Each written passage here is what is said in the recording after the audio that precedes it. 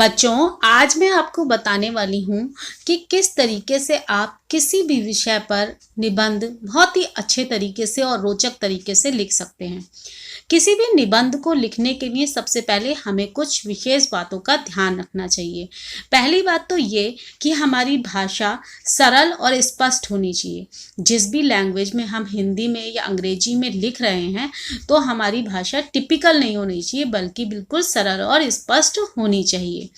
हमें निबंध को लिखते समय शब्द सीमा का ध्यान रखना चाहिए, यानी कि हमें निबंध को कितने समय में कितने शब्दों में पूरा करना है। यदि आपसे कहा गया है कि आपको 100 शब्दों में लिखना है तो आपको 100 शब्दों के अंदर अंदर अपने एक बात को समाप्त कर देना चाहिए।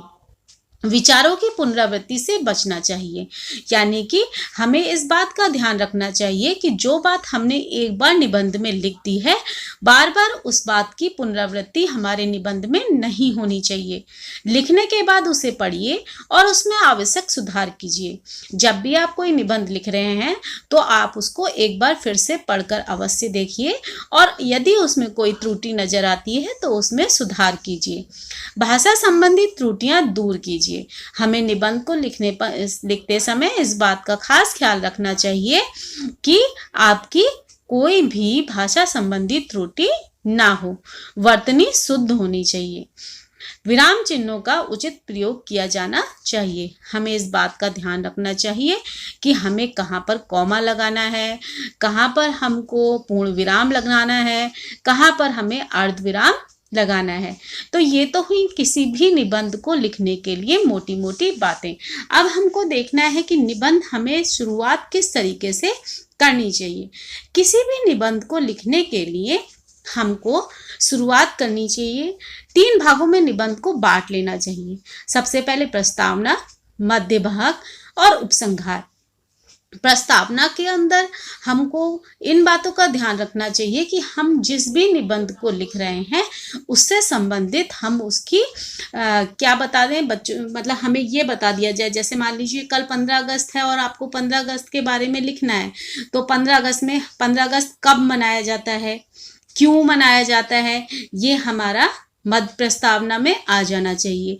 अब मध्य भाग है, मध्य भाग के अंदर क्या आएगा? मध्य भाग के अंदर हमें पूरा का पूरा विस्तार पूर्वक हमें लिखना होता है कि हमें स्वतंत्रता दिवस में हम क्या क्या करते हैं, कब कहाँ कहाँ मनाया जाता है, कैसे मनाया जाता है, ये सारी बातें विस्तार पूर्वक मध्य भाग में आनी चाहिए।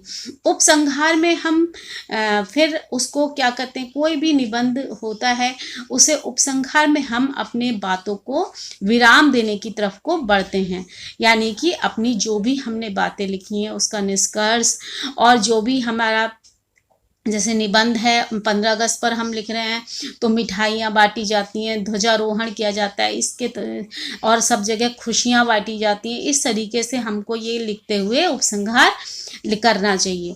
तो हमारा निबंध प्रस्तावना, मध्य भाग और उपसंहार में बटा हुआ होना चाहिए। अब एक चीज ध्यान में रखने वाली ये है कि कोई भी निबंध प्रस्तावना, मध्य भाग और उपसंहार में तो बटा हुआ है, इसमें इसके अंदर भी हमारे पास 4 चीज़ों के जवाब जो भी हम निबंध लिख रहे हैं उसके हमको होने चाहिए। वो 4 चीज़ क्या है? कोई भी चीज़ जिसके बारे में हम लिख रहे हैं, चाहे हम किसी नेशनल फेस्टिवल के बारे में लिख रहे हैं, या हम किसी त्यौहार के बारे में लिख रहे हैं, हम किसी हिंदुओं के त्यौहार के बारे में लिख रहे हैं, या हम किसी और भी कोई और भी निबंध लिख रहे हैं, उसमें हमें कब, क्यों, कहाँ और कैसे, इन 4 बातों पर ध्यान देना चाहिए। जैसे मान लीजिए हम 15 अगस्त के बारे में लिख रहे हैं तो 15 अगस्त कब मनाया जाता है, 15 अगस्त कब मनाया जाता है और वो क्यों मनाया जाता है। सबसे पहले आप कब से शुरू करिए और कब कहाँ से पहले भी आपको, जैसे आप कोई भी निबंध लिखना शुरू कर रहे हैं तो उससे पहले आप एक बढ़िया सा कोटेशन लिख दीजिए। उससे आपका निबंध जो है बहुत ही प्रभावशाली बनता है। जैसे 15 अगस्त के बारे में अगर आप लिख रहे हैं तो आपने एक कोटेशन लिख दिया।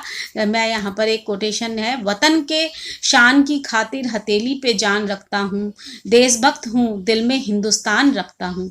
तो ये एक कोटेशन हो गया जो आपने निबंध को लिखने से पहले सबसे स्टार्टिंग में लिख दिया। तो इससे क्या होगा, जो पढ़ने वाला है उसको आपका निबंध बहुत ही प्रभावशाली लगेगा। तो इस तरीके से कोटेशन लिखकर आप अपने निबंध को शुरुआत कर सकते हैं। इसको लिखने के बाद फिर आप आइए कि निबंध को कब से शुरू करिए कि स्वतंत्रता दिवस कब मनाया जाता है। तो आप यहाँ पे लिखेंगे कि स्वतंत्रता दिवस 15 अगस्त को मनाया जाता है, कौन से सन में मनाया जाता है ये भी आप लिखेंगे।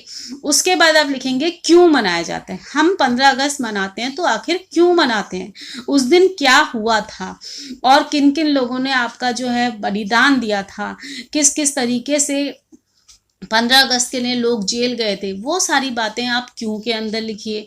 उसके बाद आता है कहाँ, यानी कि 15 अगस्त कहाँ कहाँ मनाया जाता है, किस किस जगह पर 15 अगस्त को हम मनाते हैं। 15 अगस्त हमारे पूरे देश में मनाया जाता है, सभी ऑफिस में मनाया जाता है, सारे स्कूल्स में 15 अगस्त मनाया जाता है। तो हमको ये सारी बातें भी विस्तारित रूप से वहाँ पर लिखनी होती हैं। इसके बाद कैसे मनाया जाता है, जब हम कैसे लिख रहे हैं तो कैसे मनाया जाता है के साथ साथ हम उपसंहार की तरफ को भी बढ़ते हैं। तो कैसे मनाया जाता है, कहाँ, अब स्कूलों में मनाया जाता है तो वहाँ पर कैसे मनाया जाता है, या फिर हमारा दिल्ली में मनाया जाता है तो वहाँ पर कैसे मनाया जाता है। और ये सारी बातें हमको लिखते हुए अपने जो 15 अगस्त का या कोई भी निबंध है उसको हमें इस तरीके से लिखना चाहिए। और उसके बाद एंड करते समय भी, अंत करते समय भी हमको एक अच्छा सा छोटा सा कोटेशन उसमें डाल देना चाहिए। अगर हम उसमें 2 लाइनें नीचे से भी लिख देंगे तो आपका निबंध बहुत ही प्रभावशाली बन जाएगा। इस तरीके से आप किसी भी निबंध को सुंदर तरीके से प्रस्तुत कर सकते हैं। That's all for today. Thank you.